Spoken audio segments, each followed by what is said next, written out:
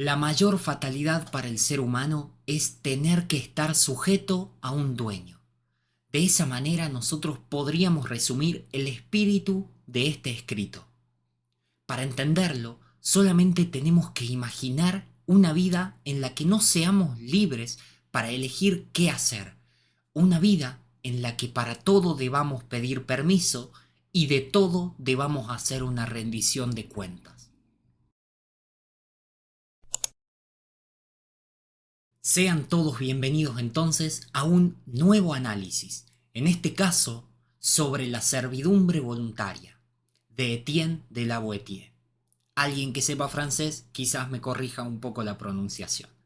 No obstante, nosotros comenzamos con el análisis de este libro, y el autor lo primero que plantea es una tarea: averiguar cómo tantos hombres eligen libremente someterse al yugo de un solo tirano, un tirano que no tiene más poder que el que nosotros le queremos dar, o en otras palabras, que el que nosotros elegimos darle. El tirano solamente puede molestar si es que nosotros queremos soportarlo. Solamente puede hacernos daño si es que elegimos sufrirlo en lugar de contradecirlo. Entonces, Etienne de la Boétie se pregunta: ¿por qué vemos a hombres serviles? ¿Es por desgracia o es por vicio? En mi opinión personal, yo creo que es por vicio que vemos a hombres que eligen ser tiranizados, a hombres que eligen sufrir los saqueos, las torpezas y las crueldades, pero no de un ejército enemigo, sino de alguien de su propio pueblo, y de uno solo, que dice el autor con frecuencia suele ser el más cobarde de toda la nación, aquel que aspira a gobernar, o mejor dicho, a someter a sus conciudadanos por la fuerza. Pero he aquí la simple solución que nos da este autor. Si el pueblo no avala el yugo del tirano, éste sería destruido por sí mismo, sin necesidad de combate, sin necesidad de defensa alguna. Al tirano, en realidad, no hay que quitarle el poder, simplemente hay que dejar de dárselo.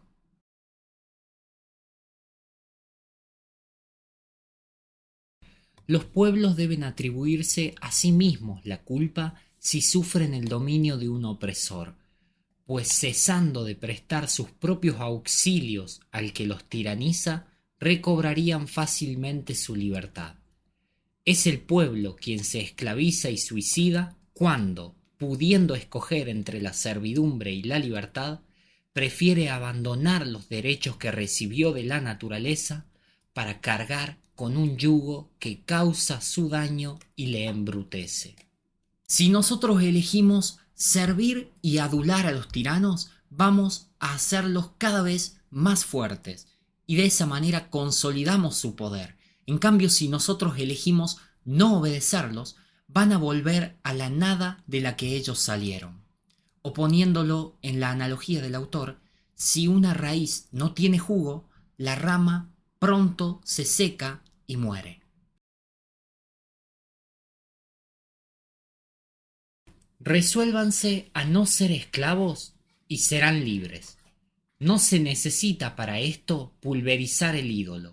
Será suficiente no querer adorarlo. El coloso se desploma y queda hecho pedazos por su propio peso cuando la base en que se sostenía llega a faltarle. Etienne de la Boétie distingue dos tipos de hombres: los que contribuyen a su comunidad y los que la perjudican. Aquellos que contribuyen son los emprendedores y los trabajadores, porque no solamente desean un bien, sino que buscan la manera de procurárselo. El emprendedor asumiendo riesgos y el trabajador al no escatimar ningún esfuerzo llevando a cabo la tarea que le toque.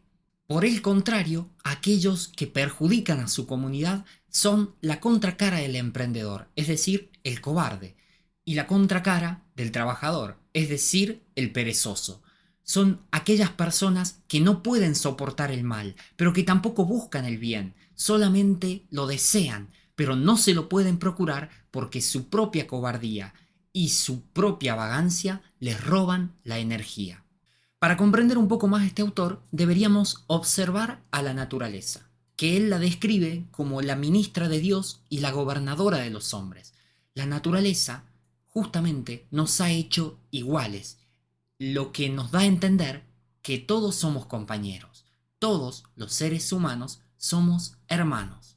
Ahora bien, somos iguales como especie, eso queda claro, pero también existe una repartición desigual de los dotes, en algunos casos del espíritu y en otros casos del cuerpo. Pero la naturaleza no ha intentado abrir un campo de batalla entre los seres humanos. Más bien, ha querido que con la diferencia de fortunas y de fuerzas, nosotros nos demos cuenta que tenemos que ejercer el amor fraternal, concediéndoles a algunas personas en algunos rubros específicos la facultad de dar y a otros la necesidad de recibir. Y de esa manera nos complementamos y la comunidad crece y progresa. Para concluir la primera parte del análisis de este libro, voy a transmitir una de las ideas principales de este autor, y es que la naturaleza no tolera la esclavitud. Por eso llevamos grabado en nuestros corazones el eterno principio de la igualdad. Tal vez quede claro con la siguiente cita.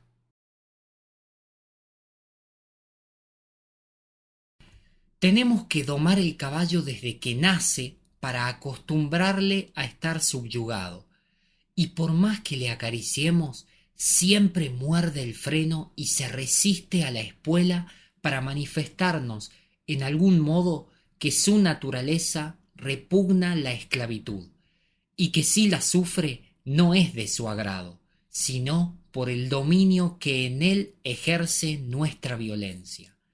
Cuán cierto es que hasta los bueyes gimen bajo el yugo y los pájaros se lamentan en la jaula. Hasta acá la primera parte del análisis del escrito sobre la servidumbre voluntaria de Etienne de la Boétie. Pueden dejar sus comentarios, que son muy valiosos, darle me gusta, compartir el video, suscribirse al canal y nos estaremos viendo en la segunda parte del análisis de este mismo libro.